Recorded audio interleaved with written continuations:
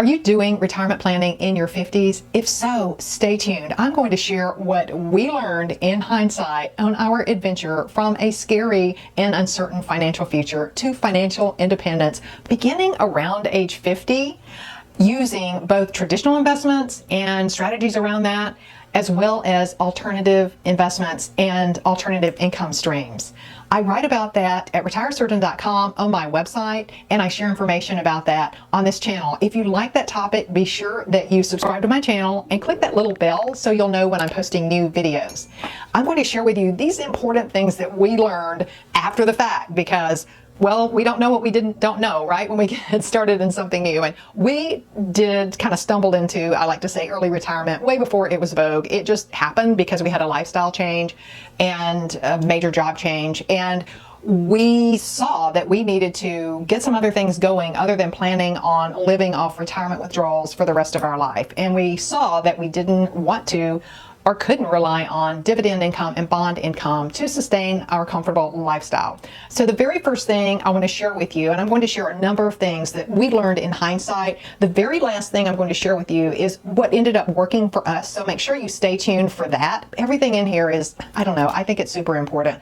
The very first thing I want to share with you is, of course, to prioritize your expenses based on your desired lifestyle. You know, I think there's a ton of content out there about cutting expenses, and I'm not going to go into a lot of detail other than to say that it's super important to prioritize your expenses. But what I also learned is it's so much more empowering to focus on increasing income than it is on cutting expenses. I hate that whole cookie cutter thing around, you know, you're going to retire, so cut your expenses by 20 to 30% because you're retiring, and then make do and figure out how you can live. And I like a bigger, you know, mindset approach where we say, and this is what we said, how can we live the lifestyle that we want? How can we generate income streams? How can we make this work? And so while I think conscious spending is super important, I don't want to imply that it's not.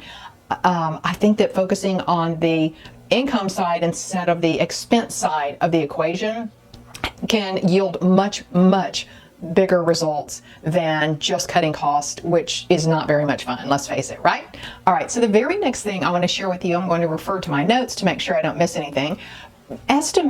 Go ahead and estimate based on where you are now, how much retirement savings you have, where you would be if you use the standard retirement withdrawal of about 4%. Some people use 3%, some people even use 2%, but the 4% rule has been the most popular, and that simply means you withdraw 4% of your retirement savings every year to live. I've done a couple of videos on that. I'll be sure to link them up here. I think they're up here. So you can watch those and see what that's all about if you're not sure about that. But go ahead and see about how much your retirement withdrawal would be and see where it would be right now. Just take your retirement account and say times 4%, and then see where it would be, how much it will be. Say if you're 55 and you want to retire at 65, then based on what you're doing right now, your savings rate and the amount of income you're getting, or not income, return you're getting from your investment account, see where you think it will be in about 10 years. There's a huge caveat there, and that's the whole, problem I see with this whole system is we don't know what investment returns will be in 10 years, right? If it's like the 2000s decade, we had those two horrible bear markets, and the whole 10-year period ended up with a slightly negative annualized return, right? So what if that happens, right? There is that reality. And that did, by the way, happen as soon as we, of course, got going into this whole early retirement adventure. So been there, done that. Or we could have another decade that's like the 2010 to 2020 decade, where we have the soaring stock market and fantastic stock market returns. So we don't know what's going to happen. Typically, if we've just had a huge bull market, at least in my investing experience, if we've had 10 years of bull market, then it's usually followed by some corrections, and because we have to come back to those average values in stock market in order to, well, we just do, because they're averages, right? I've done other videos on that. Be sure to watch it. I'll put a link to a good video about that, so you can check that out. The next thing I want to mention, after you've estimated about how much your 4% withdrawal will be, just so you have a feel for that, let me throw this out. If you're discouraged and you see that after doing that 4% retirement withdrawal, you're nowhere near where you need to be, I want to throw this out.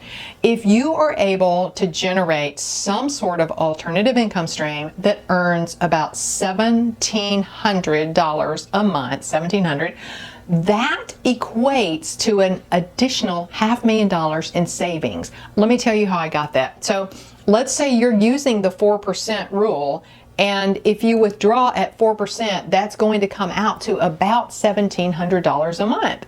In other words, if you're making income, say from consulting, at $1,700 a month, it's like you had another $500,000. Now, I know that you're working if you're making the $1,700 a month from consulting. I know that's work, and it's completely different than just withdrawing money from your savings account.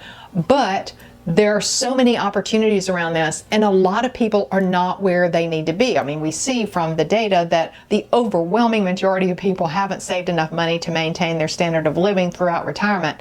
So when you look at this from that perspective, you can see what's possible. Not only that, there's just so many opportunities to create an extra income stream outside of a normal investment account that has very low yields today, right? The income that's generated from stocks and bonds are just, it's so low that most people will need to or want to, unless they've saved a significant amount of money, will want to go ahead and look at an alternative type of income stream for retirement. That leads me to the next suggestion for retirement planning in your 50s, and that is to just go ahead and establish that other income stream now. I mean, some of these income streams can take a long time to establish. Others are fairly quick. I mentioned consulting, that can be up and running within a month. You can decide what you're going to do, which I find is probably the hardest thing for most people because people underestimate their value. But you can decide what you're going to do. In the old days, or maybe 6 months ago, you would get some business cards printed and do some local networking and get some clients. Now you can do that online or on social media or through your network. That's a perfect example of something that's easy and fast to get up and running. Other types of businesses, though, can take years, like online business can take a really long time to get started. We've launched a couple of different online businesses. One was sort of a consulting business that segued into an online business, and it was profitable within a few months of getting that business going. I've had other businesses that have taken longer, over a year, a couple of years to get any revenue coming into that business. So deciding, this is one of the factors that I really like to work with people on, is deciding how soon do you need that income? How much income, and do you want to focus on income or wealth, and how much income, and how soon do you need that income? If you're making a lot of income from your job and you want to just go ahead and get something started, but it's okay to delay the income from it, then an online business model that takes longer may be fine for you. On the other hand, if you're planning on retiring at 56 and you're 55, then it makes sense to go ahead and start doing a little consulting on the side, or choosing an income stream, even if it's an online business, that can generate income for you fairly rapidly. Other ideas are selling covered call options, for example. That's something that can just happen as soon as you learn how to do it. You sell the call option and the income is in your account. That's not to be taken lightly or without extensive knowledge around that, trust me. But that's an example of, once you learn it, spend a weekend learning it, then that's something that can generate income right away. So if you consider getting it going, what you need, what your overall plan is, I like to work with clients on just what's your overall wealth plan, your time frame for that, and what can we get going so that you can support that lifestyle that you want, then that guides us to the right type of income stream to get going before retirement. All right, the next thing I want to share with you is just to be aware of Sequence Returns Risk. I've done another video on this. I won't talk extensively about it. You can check out this video. But what that means is, we talked about that 4% retirement withdrawal. Well, the Sequence of Returns Risk just says that if there's a bad bear market, which is a decline of 20% or more, just before or just after retirement, then that can significantly impact the likelihood of your money lasting through that retirement withdrawal, plan that you've had. So a consideration of the probability of a bear market is important. It's worthy of consideration and some research by simply seeing if the markets are overvalued as you head into retirement. If you look at, in hindsight, you can see periods where the market was clearly overvalued or clearly undervalued, and what happened after that time frame.